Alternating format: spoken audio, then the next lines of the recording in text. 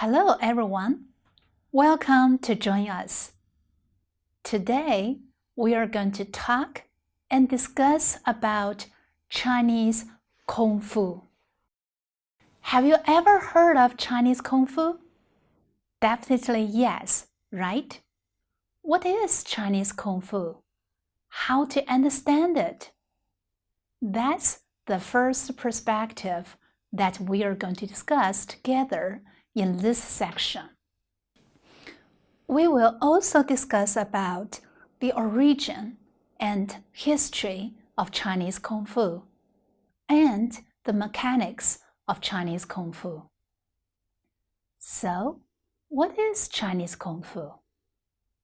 Chinese Kung Fu, also known as Wushu or Chinese martial arts, is a series of fighting styles which has developed over a long historical period in China. Nowadays, it is regarded as a traditional sport, gaining more and more popularity, and even stands as a representative for Chinese culture. It is probably one of the earliest and longest lasting sports, which utilizes both brawn and brain. Different from self-defense and boxing, Kung Fu is more holistic, developing internal discipline with external technique. Styles including Shaolin, Tai Chi, and Qigong have many followers worldwide. Some Westerners think that all Chinese people are Kung Fu masters. That's, of course, not true. But this traditional heritage has its own unique existence in modern times and left much influence on the locals' lifestyle. The theory of Kung Fu is based upon classical Chinese philosophy. Over its long history, it has developed as a unique combination of exercise, practical self-defense, self-discipline, and art. Although being fighting styles, Kung Fu advocates virtue and peace, not aggression or violence.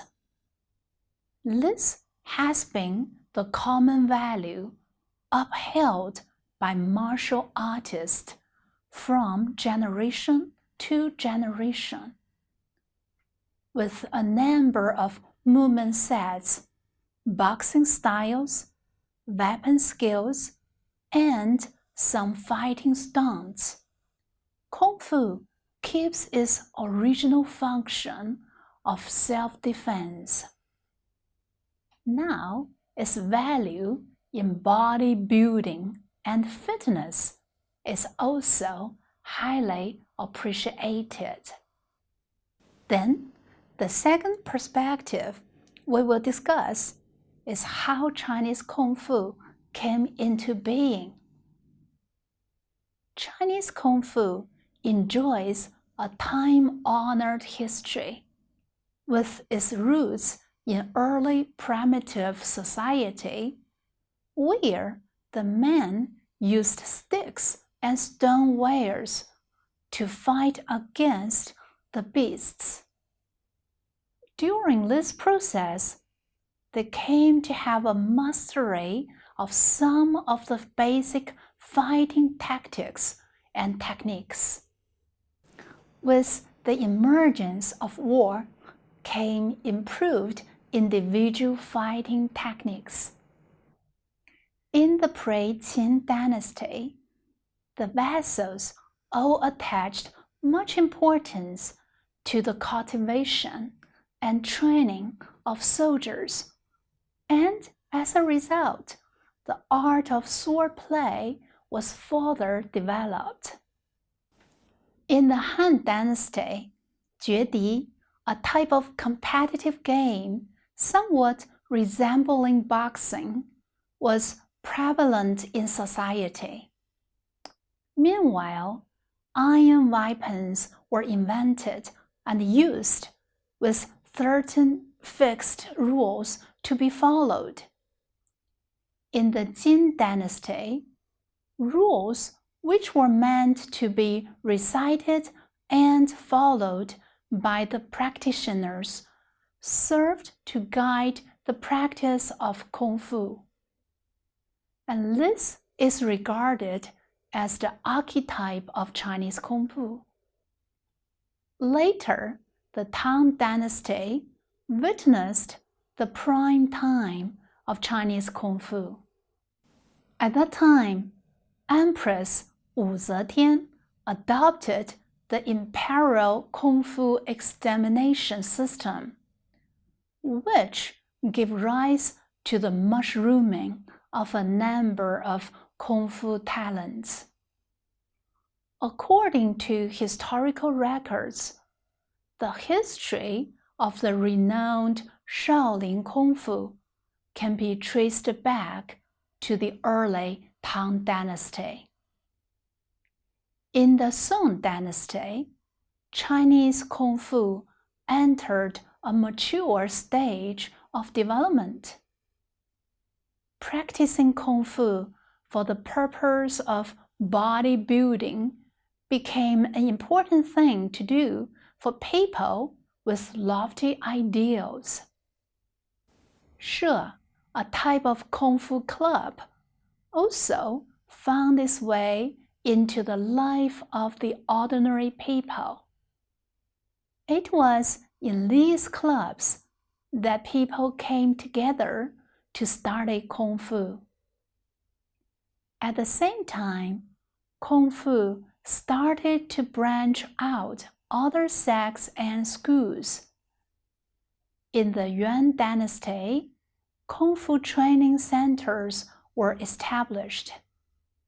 In the Ming and Qing dynasties, Kung Fu became increasingly popular among the ordinary folk, leading to a number of sects and schools. This was when Kung Fu started to take shape. So, what is the mechanics of the physical side of Kung Fu?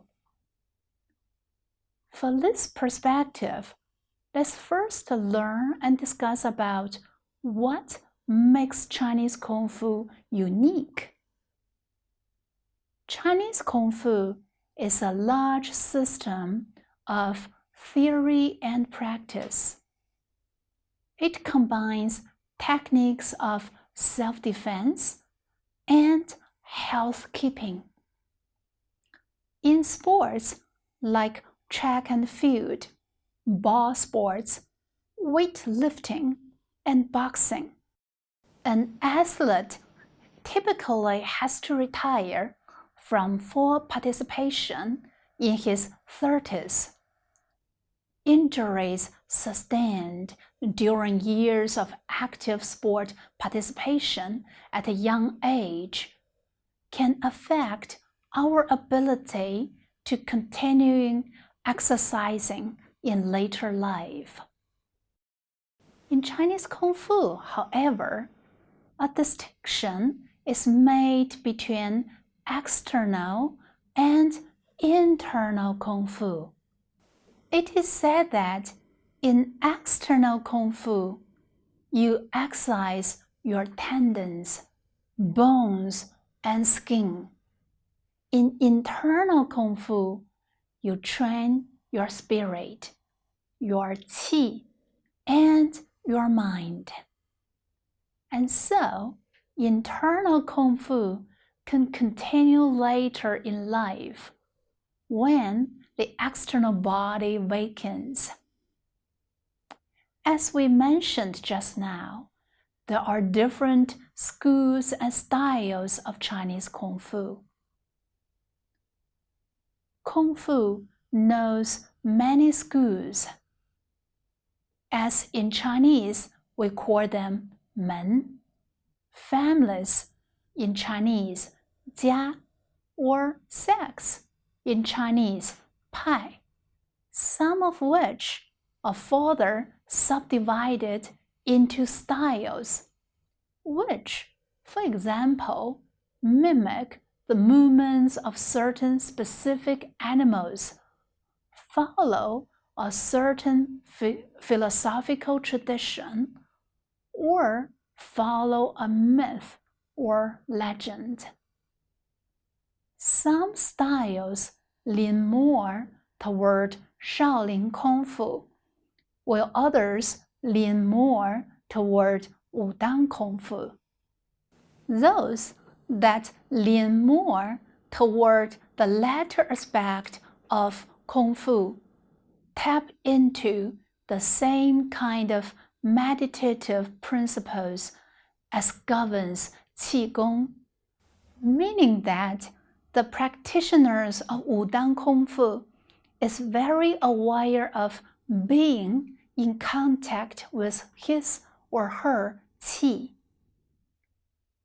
In addition to the two dominant functional distinctions of Kung Fu, there's also a northern and southern geographical distinction that divides the discipline into a northern school or style that emphasizes lightning fast, powerful kicks, and high lifts that are joined together speedily and continuously, and a southern style that emphasizes powerful arm and hand techniques, momentary but frozen in time stances, and very fast and fancy footwork that is very impressive to behold.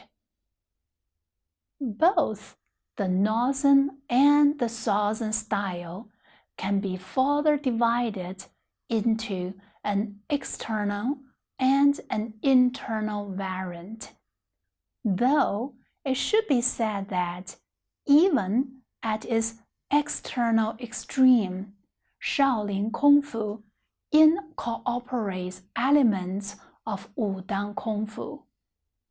Otherwise, it would simply not be Kung Fu.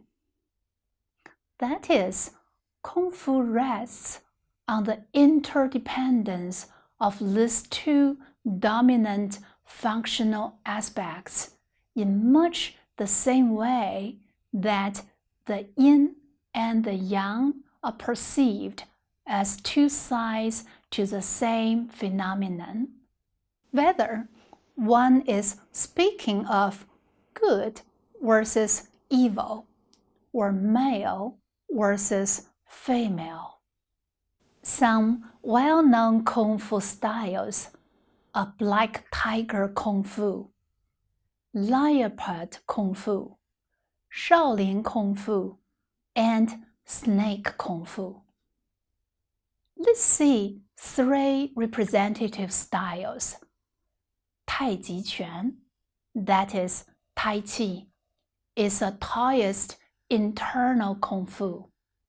One account of the history of Tai Chi Quan credits its development to the Taoist immortal Zhang Sanfeng, who is said to have drawn the inspiration for the art for watching a fight between a snake and an aggressive eagle.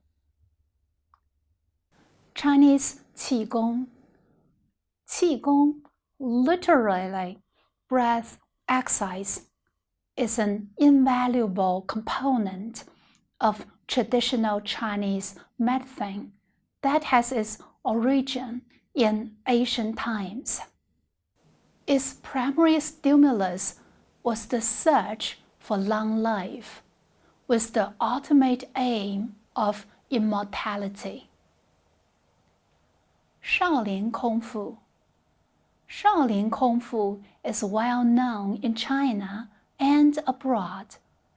The original purpose of Shaolin shadow boxing was keeping health, treating illness, protecting famous mountains, safeguarding ancient temples, self-defense, and rebelling enemies.